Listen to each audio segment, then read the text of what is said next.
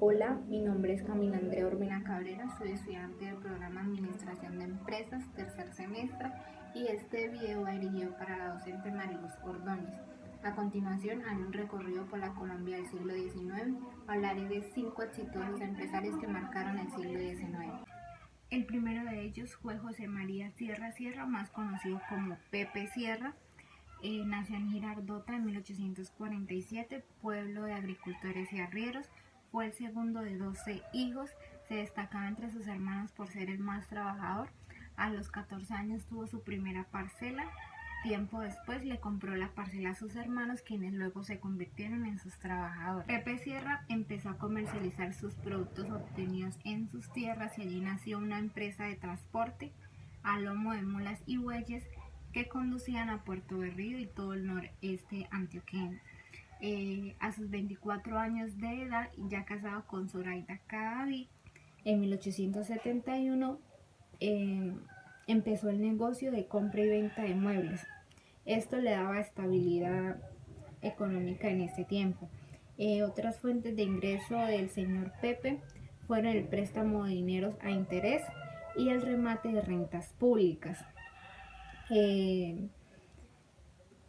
En ese momento el país atravesaba una inestabilidad económica, pero a pesar de eso el señor Pepe siguió extendiendo sus negocios y se extendieron por todo el país.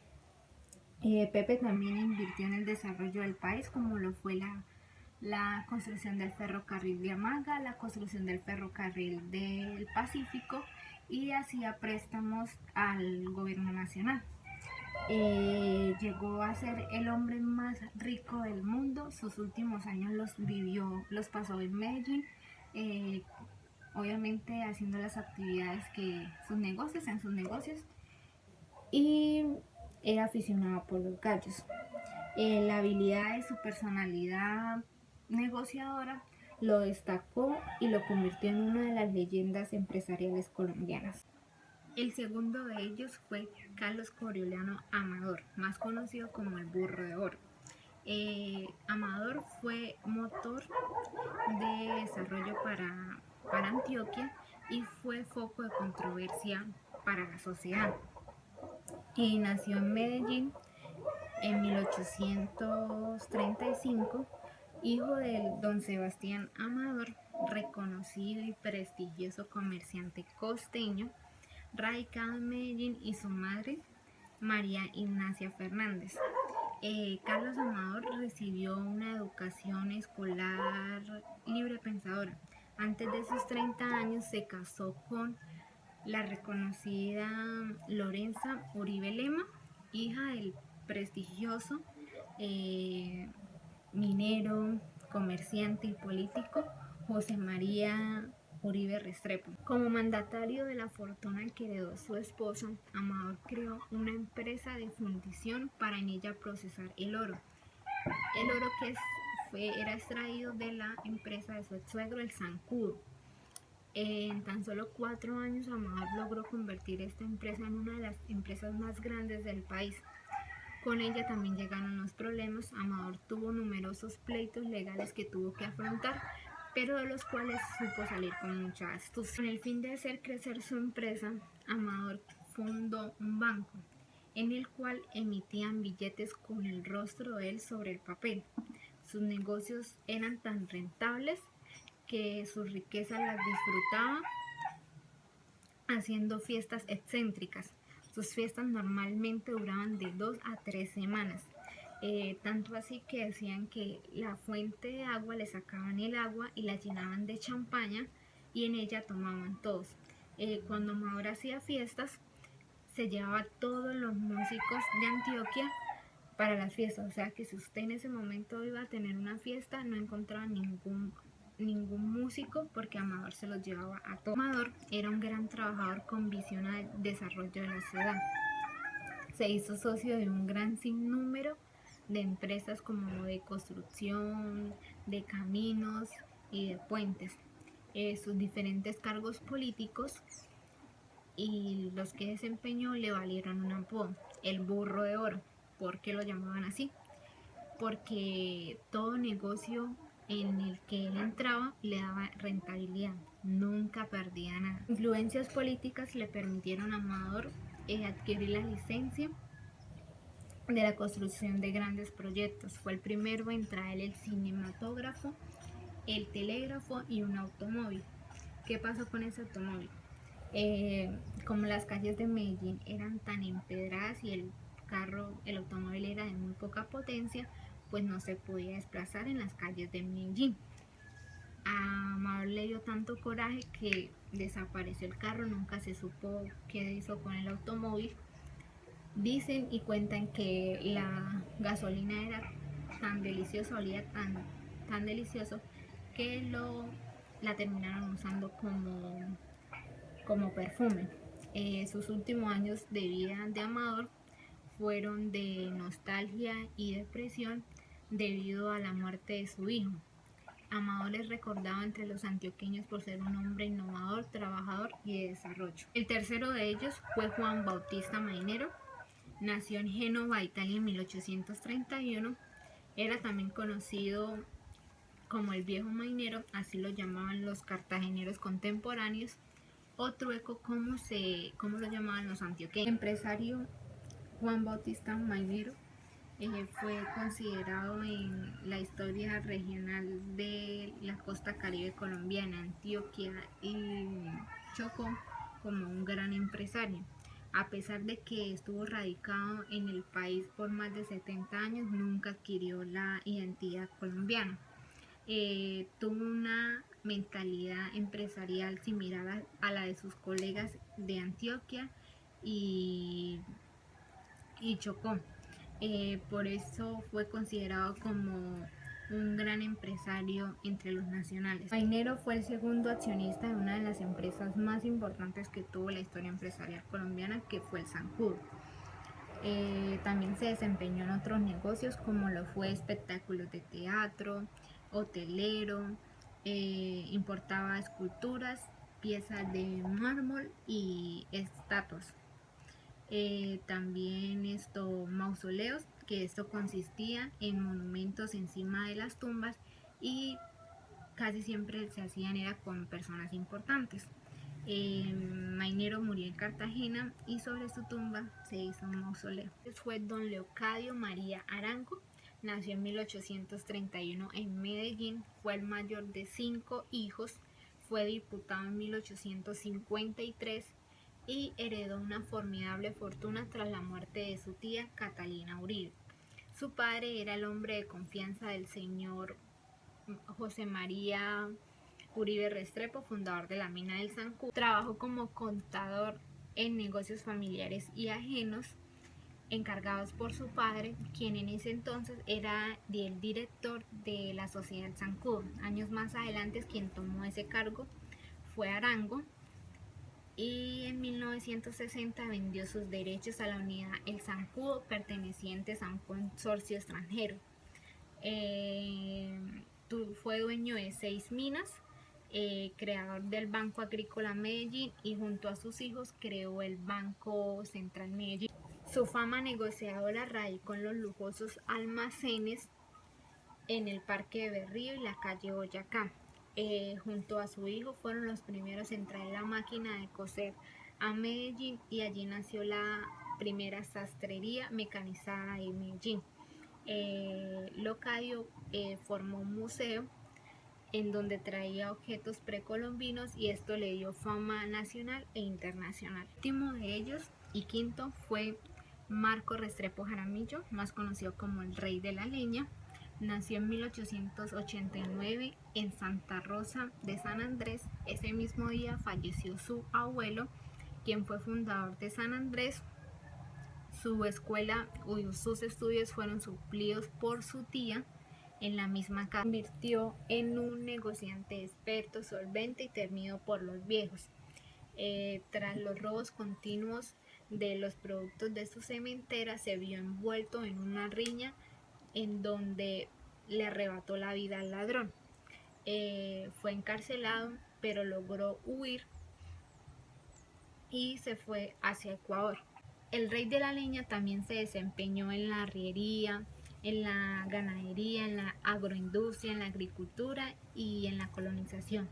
Su enriquecimiento empezó cuando visitó a un negociante y le planteó crear una sociedad. ¿En qué consistía eso? El objetivo de él era venderle leña al ferrocarril. Empezaron la asociación, pero esto solamente le alcanzó para iniciarla, debido a que su socio no cumplió con dicho aporte. Entonces decidió cancelar la asociación de una vez y tomó las riendas de la empresa al solo. El rey de la leña implementó métodos administrativos, disciplina de trabajo y técnicas productivas, ya que las personas en esa época pues solamente se dedicaban a la agricultura. El rey de la leña murió en Quito tras una enfermedad. A continuación voy a hablar de una de las empresas más importantes de la historia empresarial colombiana, como lo fue la empresa El Zancudo. A mediados del siglo XIX y principios del siglo XX, la primera empresa productiva colombiana fue la empresa El Zancudo, dedicada a la minería y la difusión de oro en Antioquia. La sociedad El Zancudo fue fundada en 1848, situada en Titiribí. Inicialmente fue fundada por el señor José María Uribe Restrepo.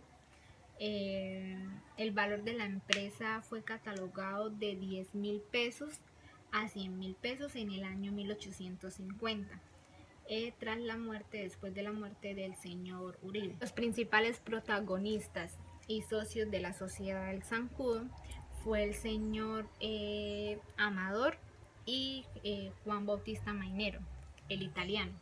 Se produjeron alrededor de 60 libras de oro. Principios del siglo XX, el dividendo de 2.000 por cada acción más el salario del presidente en esa época. Esto evaluaba los 8 millones de pesos. La experiencia empresarial del Zancudo sirvió para desarrollar conocimientos y habilidades de técnicas administrativas de los antioqueños. ¿Qué era la banca libre? La banca libre fue un periodo en el cual los bancos privados emitían billetes de forma competitiva y los cuales eran convertibles a la moneda de oro. ¿Cuáles fueron los primeros bancos en Colombia? El primer banco fue el Banco de Bogotá. Seguida, debido al éxito que tuvieron y eso, se fueron fundando los bancos de Santander, el de Popayán, Barranquilla, Cartagena y el Banco de Medellín. ¿Cómo se comercializaba el cacao en el siglo XIX? En la Nueva Granada, provenientes de Pamplona y Cúcuta, llegaba a Santa Fe. En las regiones del Alto Magdalena llegaba al occidente de Colombia. En la costa atlántica llegaba a los mercados del Caribe y todos ellos exportaban algunos de sus excedentes hacia España. El cacao se logró convertir en un producto de consumo popular y esto fue un factor de riqueza en esa época. ¿Cómo y dónde se realizaba la explotación del caucho en el siglo XIX? La explotación del caucho se realizaba principalmente en el Amazonas, Putumayo. Se hacía en tierras baldías. Los trabajadores eran de 10 a 100. El mejor pagado era el de látex y no eran menor a 5 trabajadores, o sea, no habían menores a 5 trabajadores. ¿Cuál es la historia de los inicios de la industria cervecera en Colombia? Entonces se da comienzo en el año 1887, o sea, en principios de ese año. Se considera que en esa época el país entra en la era de la industria moderna. El señor inmigrante danés Peter Clausen crea la primera cerveza, funda la primera cerveza que recibe el nombre La Esperanza. Poco tiempo después recibe el nombre de Clausen. ¿Cómo se desarrolló el transporte fluvial y ferroviario en Colombia en el siglo XIX?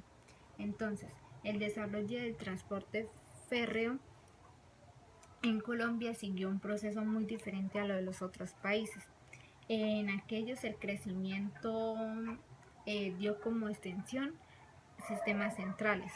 En Colombia se crearon líneas férreas muy cortas para necesidades locales con especificaciones diferentes.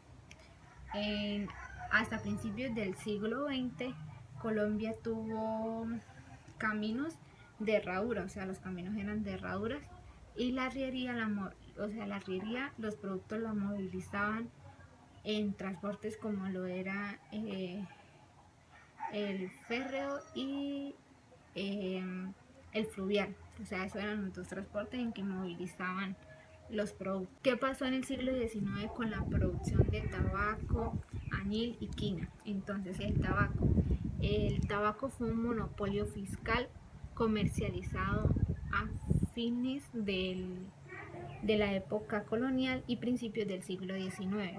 Debido al aumento de los controles del cultivo, el tabaco se empezó a sembrar clandestinamente en diferentes regiones. Añil. La producción y comercialización de la tintura de añil fue uno de los productos que también ensayó la activa empresarial colombiana. Aunque su auge en 1870 fue el más efímero de todos, no duró menos de una década. Ya por último, la quina, que también es conocida comúnmente como chinchona. La quina es la corteza del árbol de quino. En el siglo XIX fue un recurso muy apreciado. Su extracción y comercialización generó transformaciones socioespeciales en varios países. Uno de ellos fue Colombia. También sirvió como fuente medicinal.